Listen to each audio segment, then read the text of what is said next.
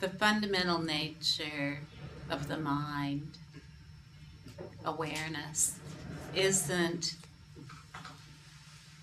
something difficult. How could it be? There would be no mind without the fundamental nature of the mind. It isn't something that is an object in time and space to which someone who is a subject relates.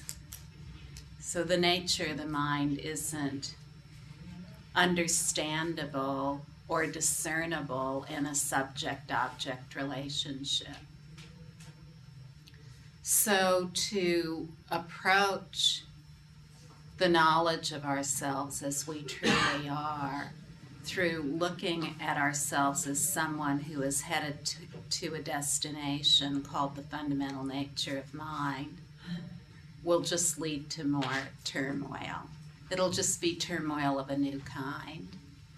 And even if we're able to neutralize the contents of our mind somewhat through a new approach of a subject looking for something that is an object, then it will never lead to complete resolution of the contents of the mind in its basic space. The empty, originally pure, flawless, stainless, basic space of awareness has never gone to anything. It's never gone to anything other than itself.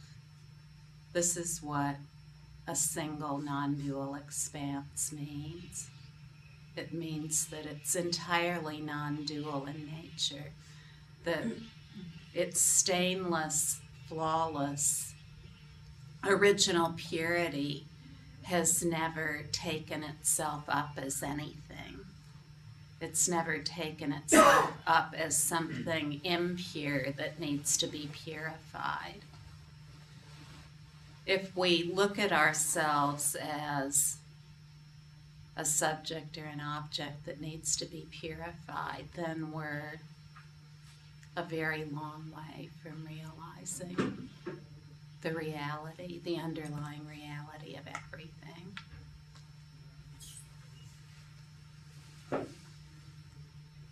Many of us learn that our awareness is somewhere in here, that it's within the skin line of our body, that it's maybe even in an organ called the brain. And that is something that is a conventional topic of knowledge or understanding. That's all that it is. It's something that's understood at this point in time, but it isn't something that's been understood throughout all of time. In the past, other ideas have been had about where the mind is, and in the future there will be yet other ideas.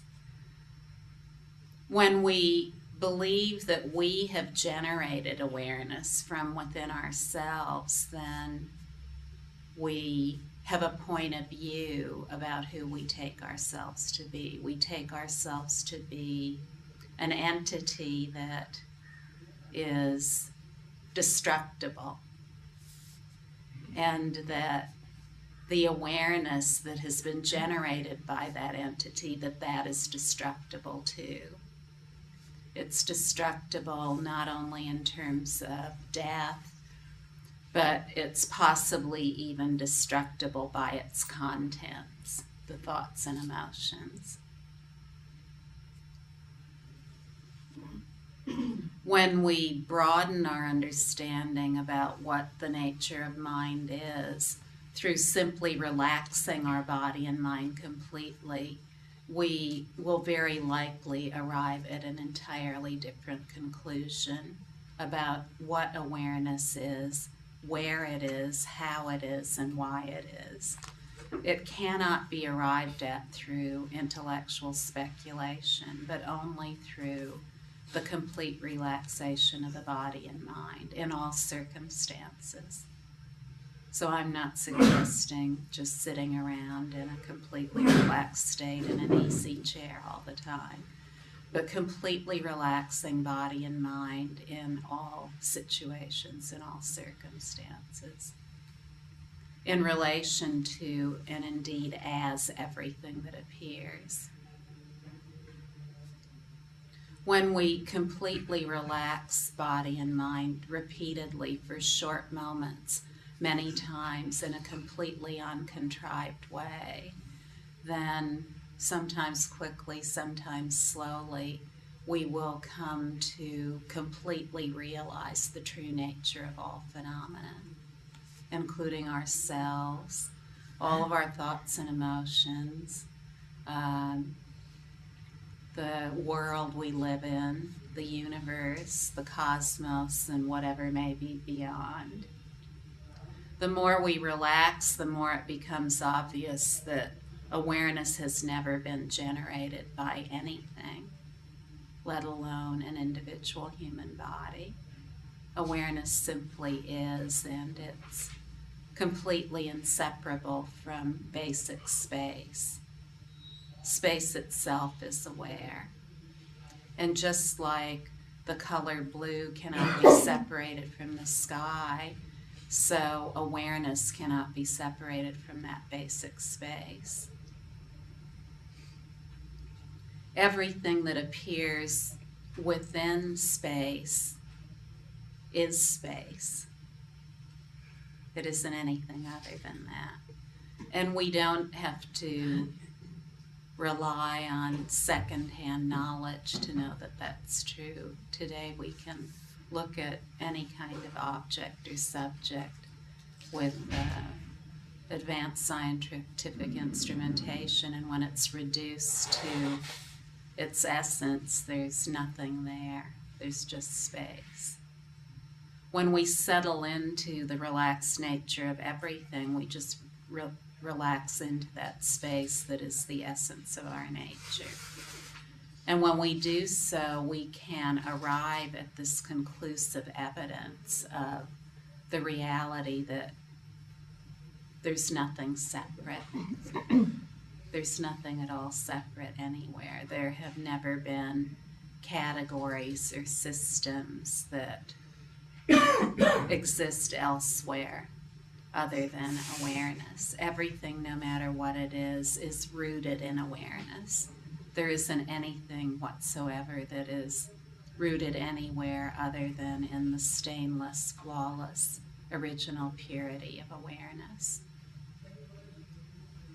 To strive to try to study, understand, intellectualize that which is completely beyond words and concepts is a lot of work.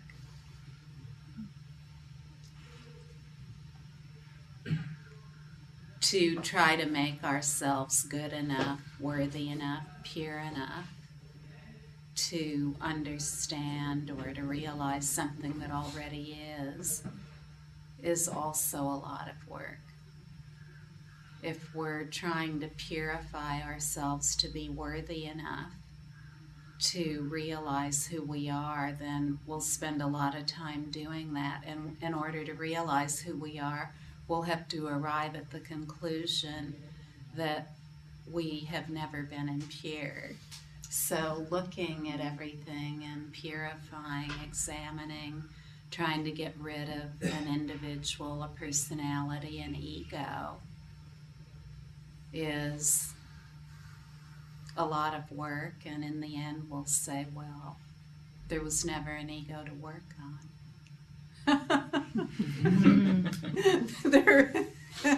Where is that individual I was working on?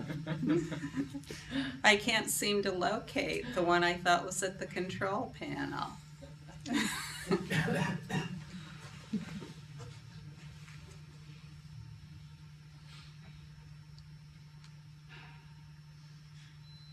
What appears in basic space is nothing other than that essence.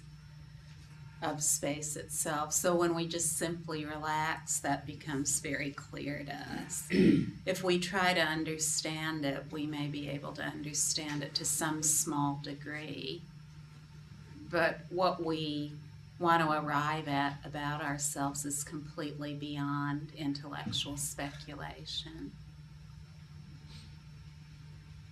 Completely beyond intellectual speculation is that which could be called the ease of being, the genuinely tranquil ease of being that is the origin of all benefit, whether we regard it as self-benefit or benefit for the whole. If we relax enough to arrive at that self-benefit that's already accomplished and already existing, then it's very likely that we'll have an impulse to benefit others as well. To find complete freedom, complete absolute freedom from the contents of our own mind is completely amazing. It's totally amazing, and we can't help but want to share that with others once it's been realized. So being of benefit to others is naturally occurring and inseparable from the vast expanse of awareness.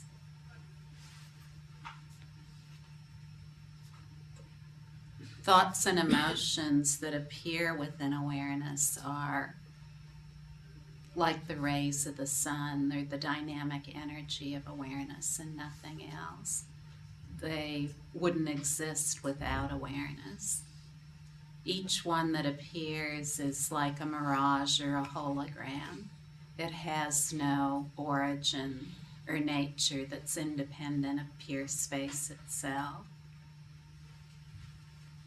When we relax body and mind completely, we understand something new about our body. We've taken ourselves to be trapped within a skin line, but the more we relax, the more we decisively experience the complete enjoyment body. The complete enjoyment body that never fell to time or place. It's never been trapped in time or place. Never been trapped in cause and effect. Never been trapped in causing something that will lead to the result of what already is.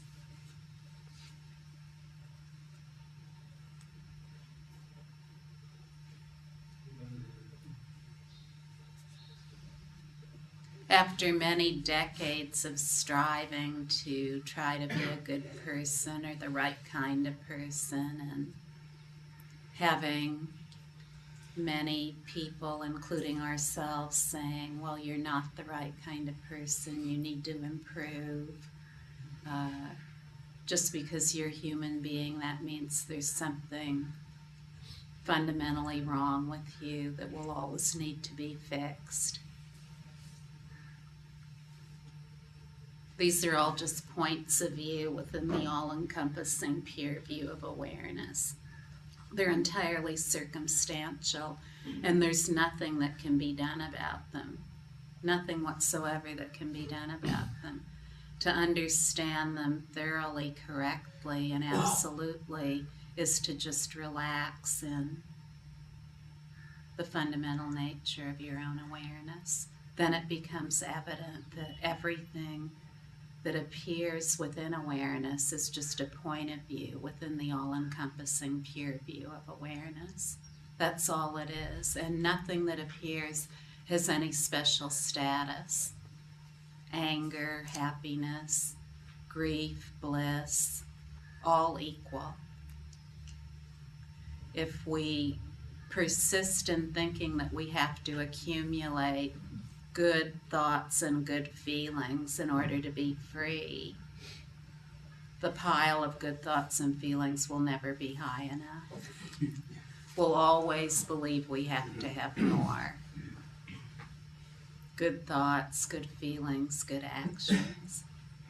To relax completely is to understand conclusively and definitively that everything is equal and even, no matter what it is. And in that equalness and evenness lives an unparalleled wisdom. An unparalleled wisdom that doesn't need to rely on extremes like good and bad, harmony and disharmony, personal and impersonal, movement and non-movement. Flawless, stainless, originally pure, basic space has never been holed up anywhere. It doesn't need anything to describe itself. It's just the completely relaxed nature of everything as it is. As much as we may want to describe it is to probably write a book.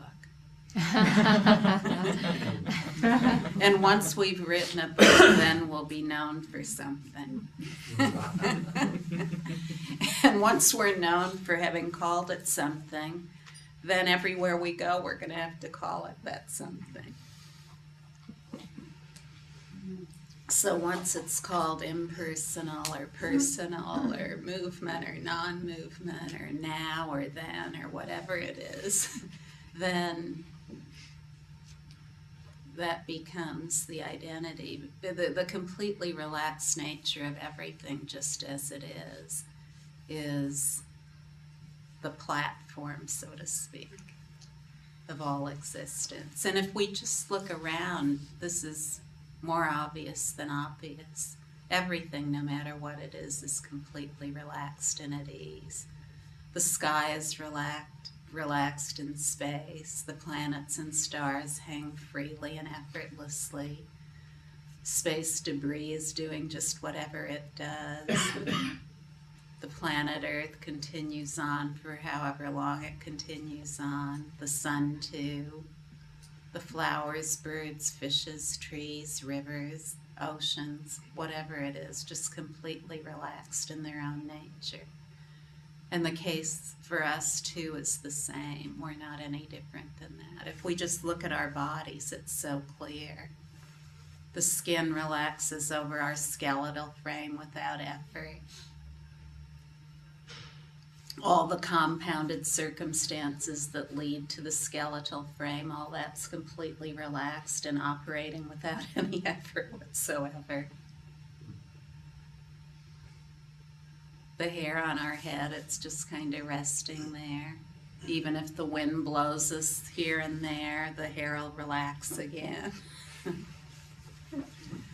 So everything, no matter what it is completely relaxed in its essence, without anything needing to be done, without anything needing to change. No special circumstances required to relax completely.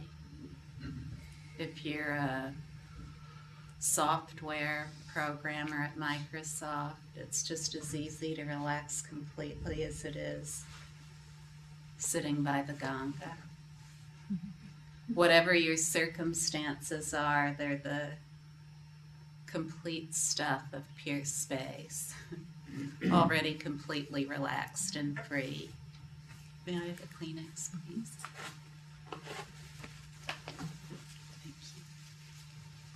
Thank you.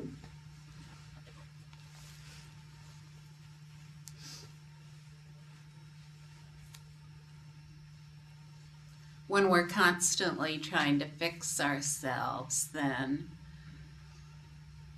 we automatically believe everyone else needs to be fixed too. So, this does not lead to harmonious relationships.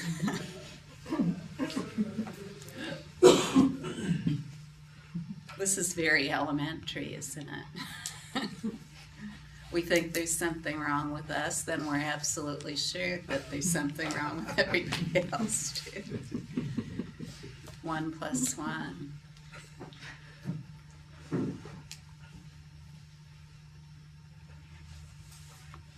When we relax completely for short moments, repeated many times, without trying to examine anything as this or that, we settle into an unparalleled self-kindness. Just a gentle, warm, compassionate, tender-heartedness for ourselves, probably for the first time in our entire lives. And that is our permanent nature. That's our fundamental nature. When we relax to the degree that we decisively experience that, then we know that this is true about everyone else too, no matter who they are. And it's much easier to see that the way things are is completely due to this basic erroneous perception that there's something wrong with us first of all, and second of all, that awareness is generated by our human body, that it's somehow destructible. When we relax, we see that everything that appears within our awareness is equally indefinite and indeterminate. It's completely unpredictable. No matter how much we strive to rearrange, transform, analyze, manipulate all of our thoughts and emotions, are we ever able to do that? No. They're indeterminate, unpredictable, just the dynamic energy of awareness. And relaxing completely, we see that there's nothing that need be done about them. The wholesome goodness of our original being isn't dependent on the attribution of positive and negative labels to the contents of our mind. The wholesome goodness that is inseparable from the basic space of everything is in the relaxed evenness of knowing that everything is equal no matter its label. That is true wisdom. That is true absolute wisdom and great-heartedness.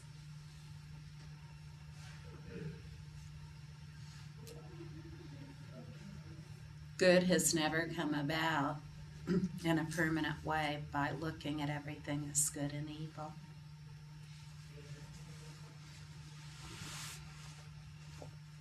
Yet within the basic nature of everything is the wholly positive expanse of what can never be turned into anything other than good.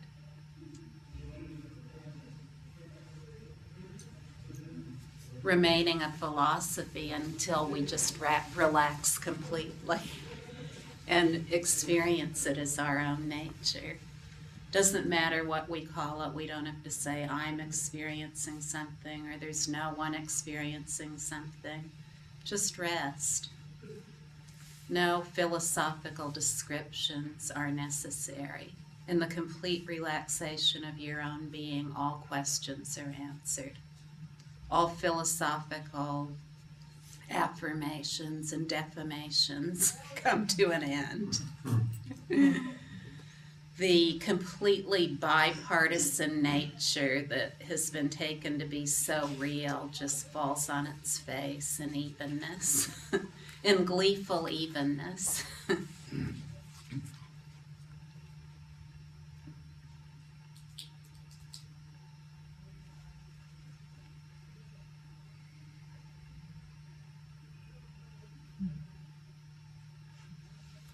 When we think there's something wrong with us and we need to be fixed, then we will seek a circumstance where other people think there's something wrong with us and we need to be fixed.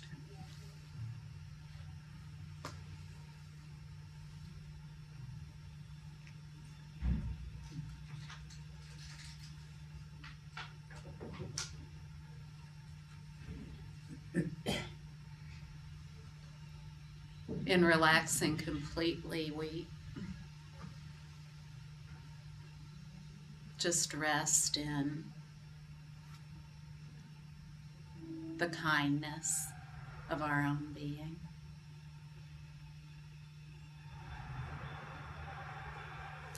And we find that that kindness of our own being is without impediment. We don't need to be in any special circumstance or have any special thoughts or emotions in order for that absolute kindness to be the essence of everything. Beyond everything we've learned about a world of opposites is that is completely pure like space.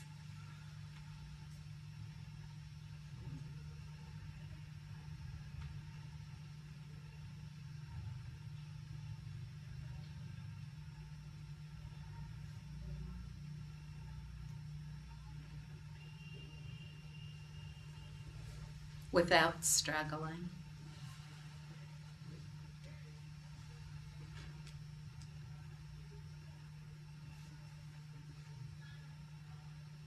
This must be like a lullaby because someone's fallen asleep.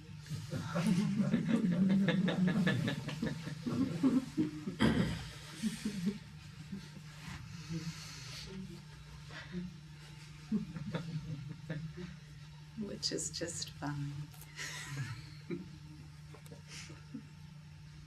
Ken, did you have a question? No, but just scratching okay.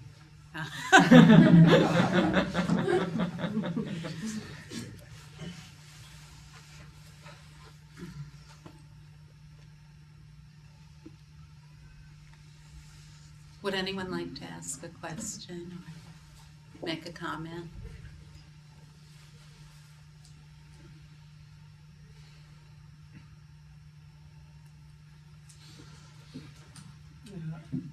We can see that you do not prescribe for meditation, but at the same time you are not against the idea of meditation.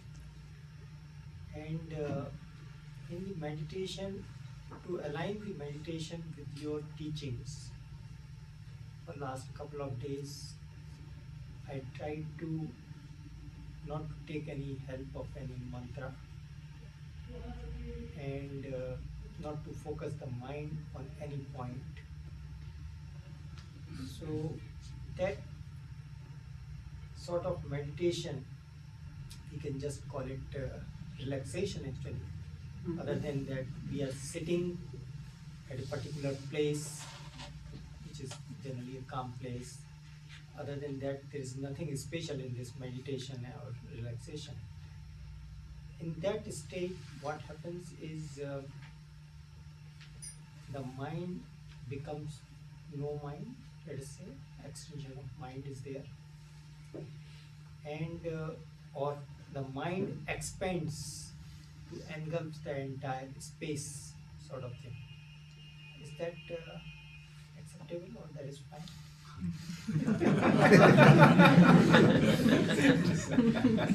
That's great. That's the correct understanding. When there is no relaxation, then there's the need for a fixed reference point. So we could call one contrived meditation and one uncontrived. In contrived meditation, there's focus on a particular point, whether it's a mantra, watching the breath, watching the candle flame. In uncontrived meditation, there's no reference point. The complete relaxation of awareness, like you said, engulfs everything. But not as something other, like a cat watching a mouse. It's a seamless expanse. Yes, there's no attempt to engulf anything or any space in particular. It is just automatic. Exactly. It's automatic. It's so easy. And that is naturally present everywhere, not just on the meditation cushion. Yes. All these, again, points of reference, as we can call them. Yes.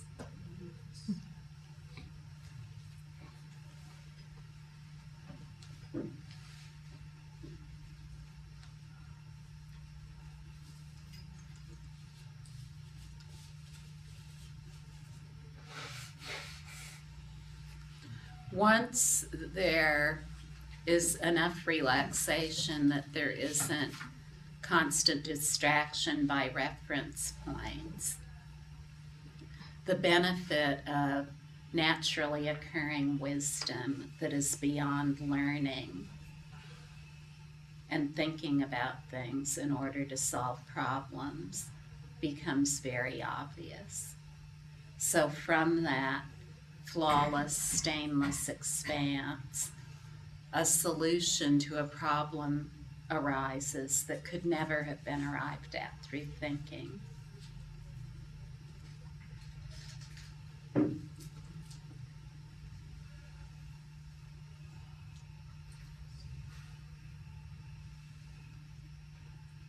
It's the true harmonizing of all relationships. The one where no relationship is ever left out because it's all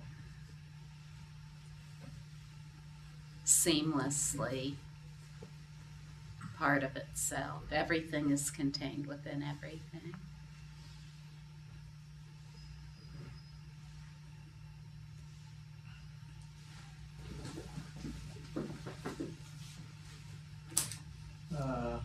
I knew the teaching, more or less the same thing, same teaching almost when I was very young, almost 10 years back.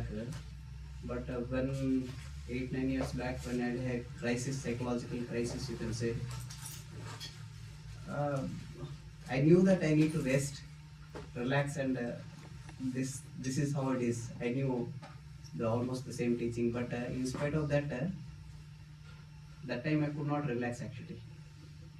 I could not relax, and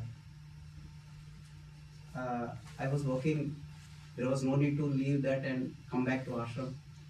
But situation, it became so unbearable. Then I had to leave and come back to ashram. And of course, it neutralized to some extent. And in the beginning, even after coming to ashram, in the beginning, the rest was, very rare. Very rare. It continued for some time, maybe 3-4 years. And of course, the rest become. Then I switched over the conventional way. From the beginning, I tried to follow the same teaching.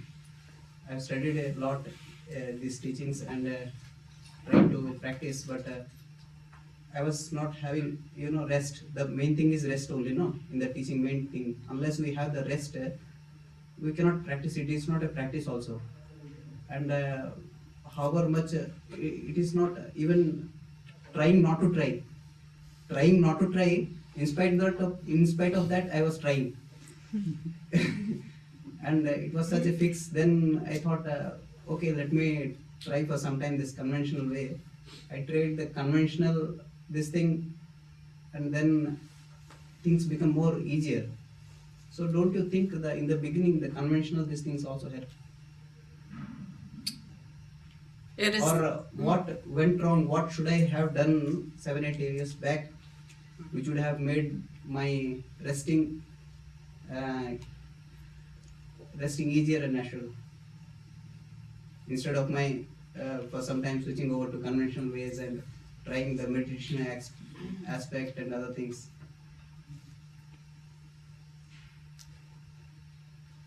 Now it's fine. Now everything is fine. No problem at all. Now I don't have any problem. Just on the hindsight, Hindsight. just for curiosity's sake, I'm asking this question. Well, that's a good question. There are all kinds of teachings for all kinds of beings. And this particular teaching is a teaching that is for people who are open-minded and require no conceptual frameworks. It's based solely on the direct perception of the natural state from the very beginning. So that is the practice, to rest in that natural state repeatedly for short moments, many times until it becomes automatic. Now, what is helpful in doing that is to have a teacher, or at least a friend, who has already resolved all their points of view through that practice. It's very simple. It's just like anything else. If you want to learn to be a good plumber, then you talk to a good plumber and have them teach you how to do that. So this kind of support is immeasurably helpful. Anyone who has reached the point of the complete exhaustion of all phenomena within the basic space of awareness can be very helpful in supporting someone else who is resting in awareness. Resting in awareness, in other words, the direct perception of mind, it can't be mixed with other things. There are only 4 things that can be done with appearances. 1 is to indulge them. 2, to renounce or avoid them. Examples of that would be solitude and celibacy. 3 is to replace them with another state. So an appearance comes up, and to say, oh no, that appearance isn't the appearance I want to have, so I'm going to replace it with another appearance, like a negative emotion comes up or a negative action, and to replace it with a positive action or a positive emotion, a positive thought, to replace anger with compassion, that sort of thing. So all of those approaches require a doer. And when you talk about conventional methods and practices, I think that's what you're referring to. Something that even though the teaching may be non-dual, there is a doer involved in manipulating appearances in some way, either through indulging, avoiding, or replacing. Now, the 4th approach is the direct perception of the mind, the introduction to awareness in the very beginning, and then from flawless awareness, see all as flawless awareness until all is flawless awareness. That's the only practice. But again, it not only requires the introduction to awareness by someone who can introduce you to awareness, but it requires 100% commitment to that practice. 100% commitment. It can't be mixed with anything else. To mix it with something else is like trying to mix oil with water or something like that. To rest in flawless, stainless awareness is like pouring space into space. So that's all it is. It's just space. It can't be mixed with anything else.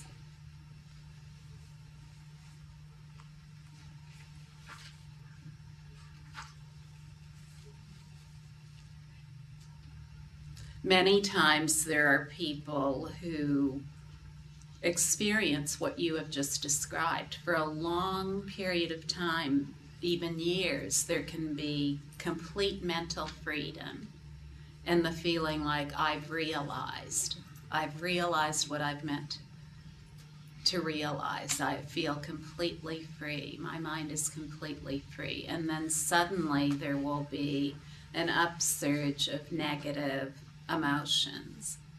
And then very often, if there isn't a teacher or at least a friend who has resolved phenomena through understanding conclusively the true nature of phenomena, then there can be all kinds of thoughts about that. Oh, there's something wrong with me. I didn't really realize the true nature of the mind.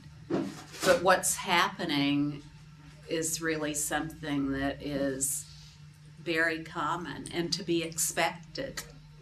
It's an organic process. Usually the positive and the neutral points of view are resolved first, and then the negative points of view appear, or the extremely afflictive ones, whatever they might be: panic, anxiety, unworthiness, impending doom, even paranoia or something like that. But unless you have a teacher who has been through that, then there's no one there to help you. other than your own confidence. Now, it can be done with your own confidence and enthusiasm. You can say, well, no matter what is appearing, I'm going to rest. Unworthiness, gut-wrenching unworthiness, gut-wrenching panic, big mud puddle of anxiety, whatever it is, I'm just going to keep resting as the basic space of that. Just because it has a label that's been endlessly described in many, many conventional ways, it doesn't mean that it is that way. But if you take it to be that way, it will be that way. Now that we have been told this about the negative point of views and other things, when we come across the crisis again, don't you think we will be able to face it, or we need again help at that time?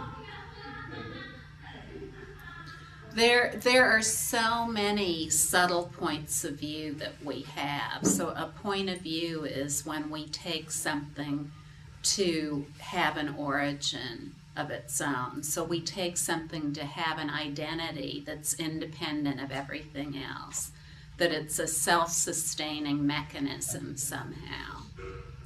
And if we believe that about anything, then that's a point of view that we need to rest as. And some of these can be very subtle. So after resting for a time, negative states can come up, afflictive states, but they can also be other things that we've never really thought much about. For example, we may have a subtle point of view, a subtle belief that awareness depends on us, that there is no awareness unless we are, that awareness is dependent on our life. So we may have to arrive at a conclusion that no, awareness isn't dependent on our life. That's a subtle point of view. That awareness is dependent on whether our heart is beating or not. See, these are very subtle points of view. That awareness is dependent on our breath. But after all of these things go, I can guarantee you awareness is. At death, when the breath goes, when the heartbeat goes, awareness is. Awareness is. That's just all there is to it. And awareness isn't dependent on other things like the warmth of our body. That's another subtle point of view, that we depend on just the warmth of being in order to be. But being isn't warm or cold. It isn't anything that can be described. It's never taken up any extreme. Or we may have a subtle point of view that our life depends on other elements like the earth, that we need to have the earth in order to be, or we need to have air in general to be.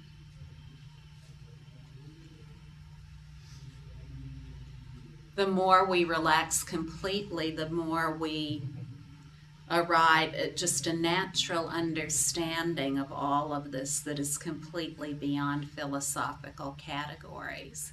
I can describe all those things to you, but if I describe them to you and then you realize them in your own experience, that's a much different thing than understanding something mentally. To be completely free of all fixed reference points whatsoever, earth, universe, galaxies, body, mind, whatever it might be, is to be completely at ease without any thinking about it. Now that we have rest, I have rest, and we have been told that it is supposed to be unconditional and not dependent on any situation and these things. And we don't find the same. I don't find the same in my case because I find it is in a way conditional, like a particular way of this thing. Some of the things it takes away rest in a way. Some of the things, Like suppose I go to sleep, I have rest, I feel the rest and these things, and the awareness is there. And sometimes I find that awareness in the sleep also sometimes, generally it goes, awareness totally goes. In a way, means consciously, we are not uh, conscious. So, like, is there any chance of this awareness becoming not natural? Like, you understand me what I'm telling? No, not natural. Yes. What do you mean by that? Means now rest is Mhm. it is in a way coming and going, no, in a way, of course, as you say that when there is no rest also it is rest again it is, but we are not conscious of that. Mhm. So but what I mean to say is that, is there any chances of that this rest supposed to become more and more and unconditional and undependent on situations, supposed to be Absolutely. means that in a traditional way, what we speak, conventional way, that it is unfolding itself more and more in our personal life, and we feel it more and more. The what you say, the dimmer light becoming more and more brighter. So what I mean to say that, is there any chance of it not becoming brighter and brighter, and it is just becoming stagnant because No. of some situations or reasons? No, there isn't. Not unless you give up That's what I and mean. return to the philosophy books.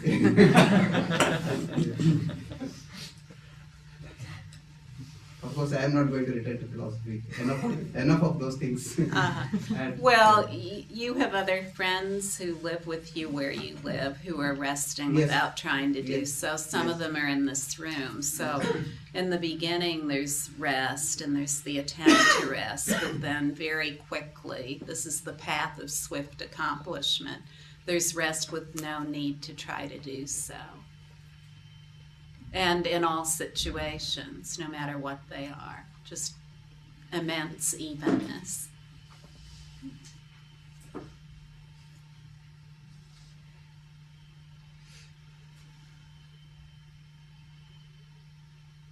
Something more? No, that's all.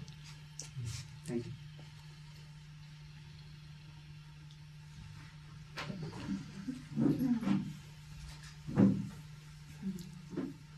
What do you mean by not mixing? Was your part of your answer to him, but not mixing, I think, resting with anything else. What do Uh-huh. you mean by that? Not mixing. In resting awareness, there's no doer, there's just awareness. There's no one doing anything to try to change or shift circumstances or situations to make them into something else. So if there's a combination of the two things, in other words, resting in awareness and then either indulging points of view or avoiding, renouncing points of view, or replacing points of view in order to reach some kind of a destination, then that's mixing two practices. One, the direct perception of mind, with a practice that implies that there is someone headed towards a destination. Do you understand?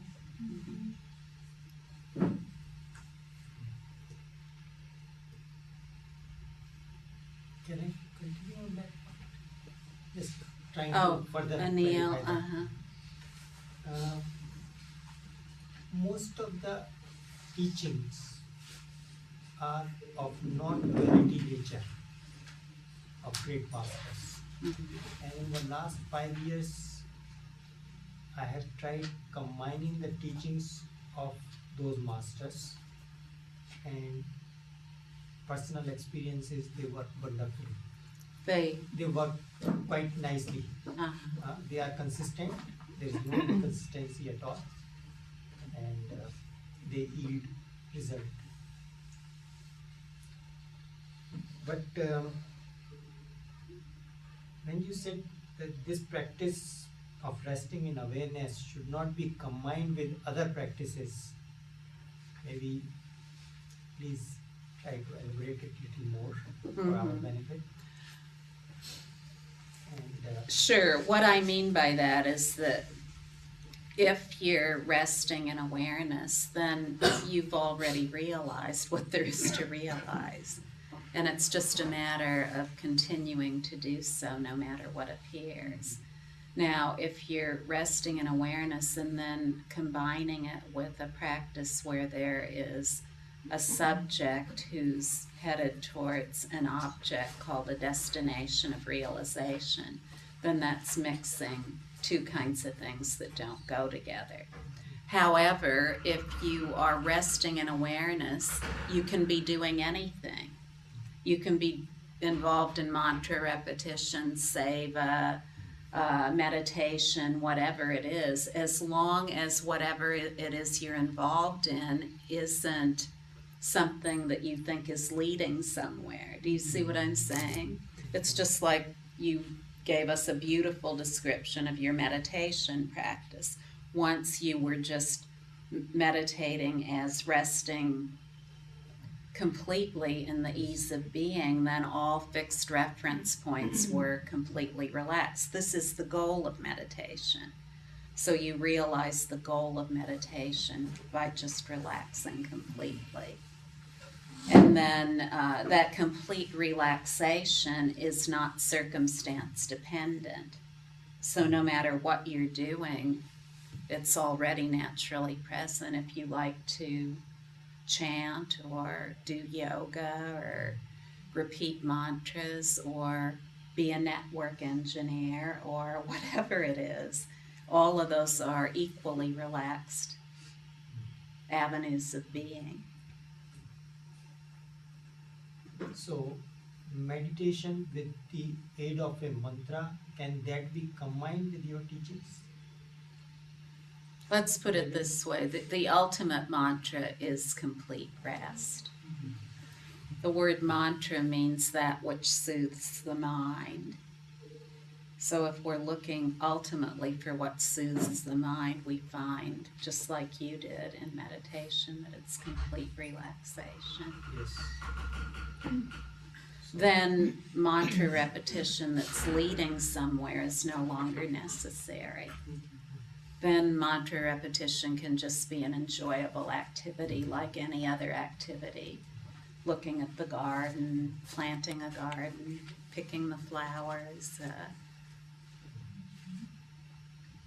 So mantra should not be used as a reference point. Exactly.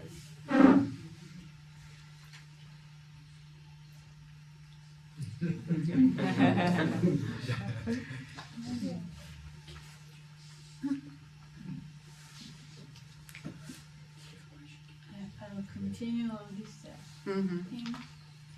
So if I say that I'm not in full rest, with this point of view that Vipassana meditation that I used to be for a few years is going to help me reach something, some goal or so. If I'm not in rest with it, would you recommend not to meditate for a while? To stop this, just to leave it for a while? This, What I would suggest is that you choose a practice and you commit to it 100%. Like I said, there are different kinds of practices for different beings. This is just part of the beneficial expression of basic space. Its wholly positive nature is that wherever there are beings who need anything in particular, then there will be teachers who appear or teachings who appear who benefit in that specific way. So whatever it is that is a match for you, only you can decide on. But whatever it is, commit to it 100%.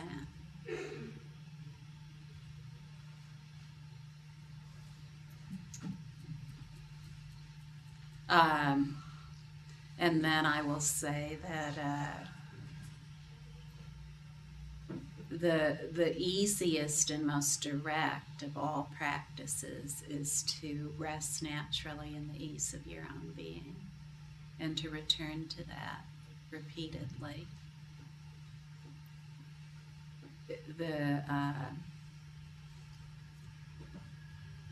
Throughout history, there are more people who have come to realize the fundamental nature of their mind through that practice than the combination of all other practices, because it is so easy, it's so direct. It's something that anyone can do. It doesn't even require being able to read or being able to understand complex philosophical concepts. When we talk about what's already present and absolutely accessible and available to everyone, then we mean that, that it is absolutely accessible to everyone. It doesn't depend on anything else. It doesn't depend on special circumstances. It doesn't depend on being able to read. It doesn't depend on being learned enough to understand philosophical assumptions. It doesn't depend on being intellectually bright. All we have to do is just be alive to rest. And so it's equally accessible to everyone. Also, whatever your points of view are, in other words, your thoughts and emotions and experiences, none of those need to change. So you don't need to make your thoughts, emotions, and experiences like someone else's, like those of an historical figure. Or it is so entirely beneficial and so entirely all-pervasively imbued with loving kindness that whatever your own points of view are, that is the ground, path, and fruition of your realization. Nothing needs to change.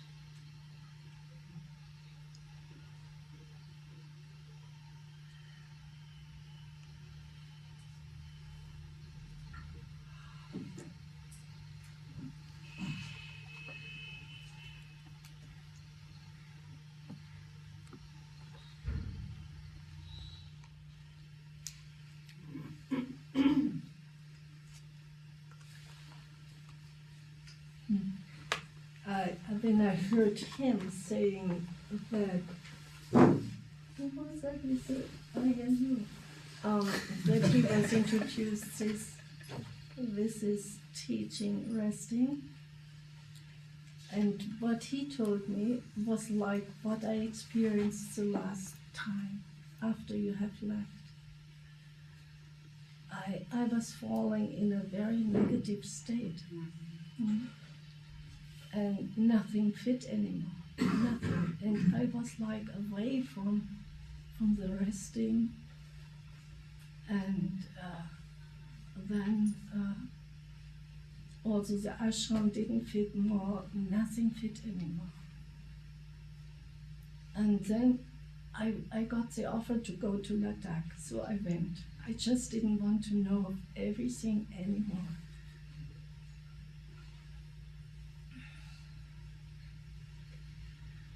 And then I found a note in Vipassana meditation, and I thought, this is my crook, so this helps me, and I did that. In a way, it helped me. Mm-hmm. So and it was a paradox, it was so ridiculous to come back to this conventional and find the place again, what I left before. Through the resting. And then I came back, and I didn't want to go to the ashram, I didn't want to see Maharaji. And one day I decided to go down, and he was out. And there was so much love, and it was so beautiful. And everything, this negativity was suddenly gone, was gone. without doing anything. And then I could sit again. And then I found it ridiculous to do something. Then I could come and rest more. Yeah. So I'm very thankful to you that you elaborated of it, because I didn't know what was going on. Sure. Mm. It's in the Great Freedom Teaching, we not only have satsang, as you know, but we have written teachings. And all of this is stated very clearly in the written teachings, how to rest in all kinds of situations. Now, because you're here and you know teachers where you can be just in that presence of total and complete love, you know how to get supported when something like that comes up. Non-dual, a seamless, non-dual, stainless, flawless expanse means just that everything, no matter what it is completely flawless and love imbued, including all negative states. It doesn't mean that all negative states suddenly disappear forever and there are only flower-covered fields with no toadstools. It means that in that complete rest of perfect love beyond all understanding, everything is equal. Everything is totally equal. The good moods and the bad moods, the meditating and the non-meditating, the love and the unlove, ordinary love and ordinary unlove.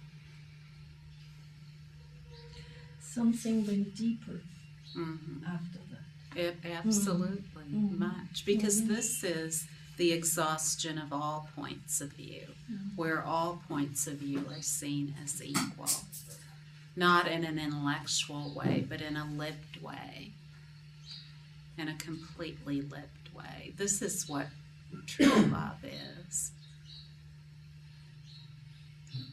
We can only recognize it in ourselves in relation to our own points of view, whatever they are, our own thoughts and emotions.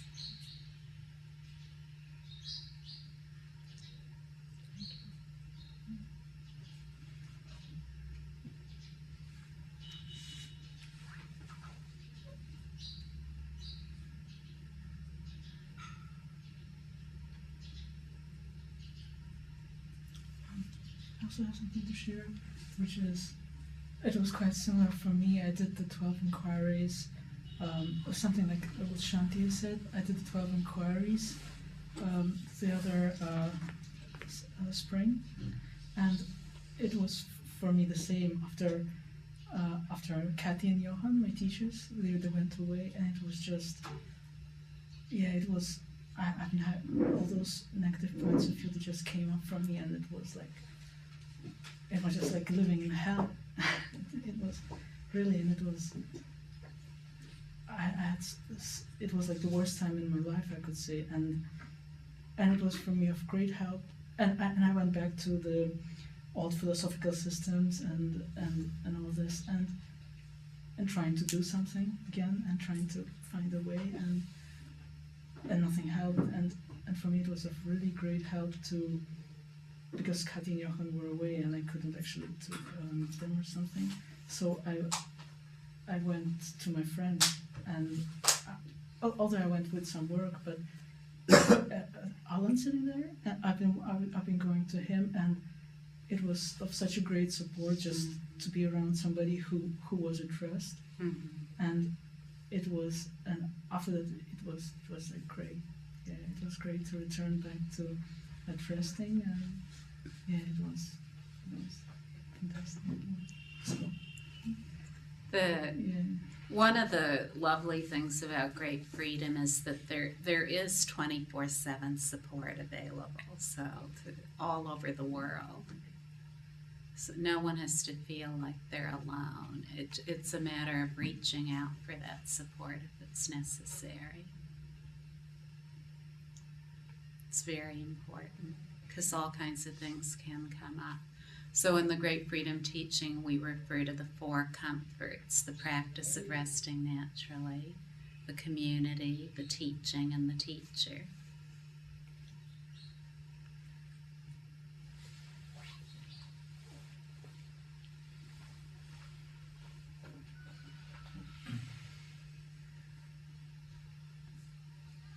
It's like once when I was a teenager, I had a dream that, and in this dream, I made a really good friend. And then when I woke from the dream, that person didn't exist anymore. And while I was in the dream, I had a great time. I was very disappointed that it was a dream. And I would later kind of, last few days, realising that all of the things I've achieved in my life, they have the same kind of satisfaction as that. It's like, in the realm of point of view, it feels satisfying, but it never really reaches that part of me that's what I'd say is essential. And that's what I find is the most powerful realization from Great Freedom, is that the resting, the absolute resting, reaches entirely.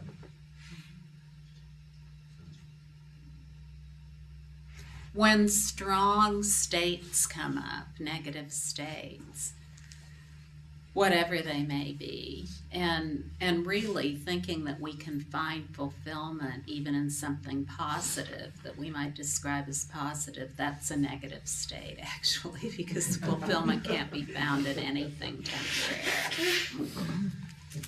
Yet when negative states come up, things that we've described to be negative, that can be the most difficult time to just enjoy the ease of our being, because everything in us is screaming, no, this cannot possibly be part of awareness. This cannot possibly be part of a single, immaculate, non-dual expanse. It's just too negative. It feels too awful. I feel too worked up. That's the most important time of all, to just relax. No matter what description exists, it is equal to every other description. And the only way to conclusively arrive at the experience of that is through your own negative states. Rather than being your foes, they are your allies. They're supports for resting naturally. That's what they are. However, if we continue to exclude them like they don't belong in awareness, then we'll need to return to them again and again.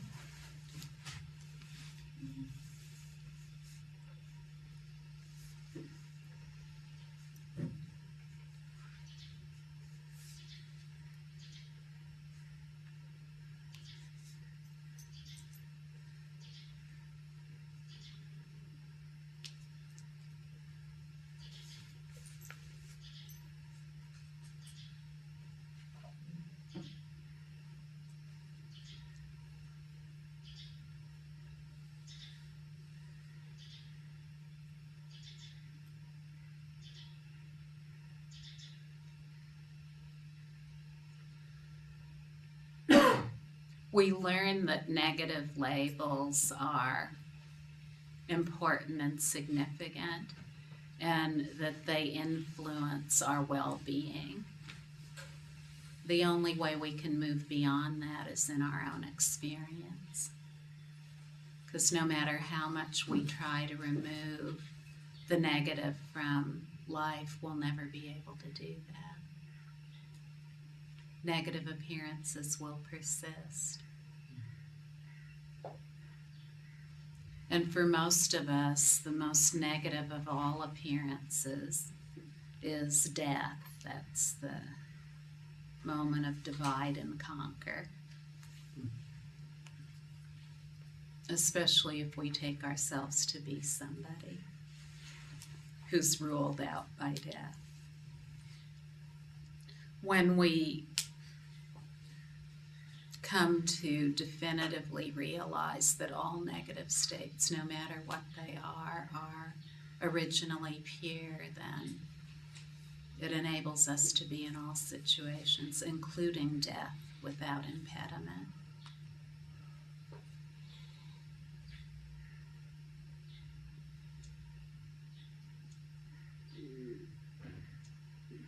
The Buddhists, they do everything to that moment, to death. Exactly. Can you repeat it, maybe? I didn't hear. The Buddhists do all the practices to that moment for death.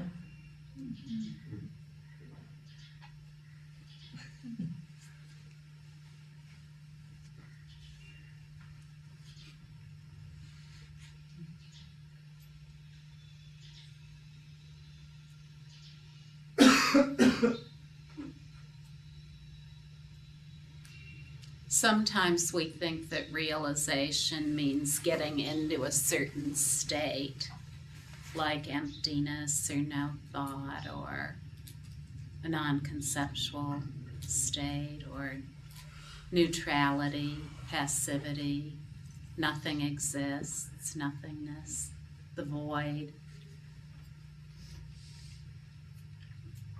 However, there's no need to have a point of reference anywhere. All of these are just points of reference.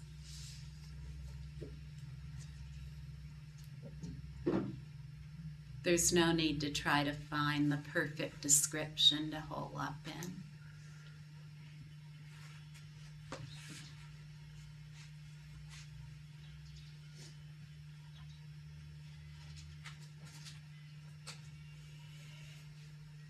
Thank you very much for joining us here today.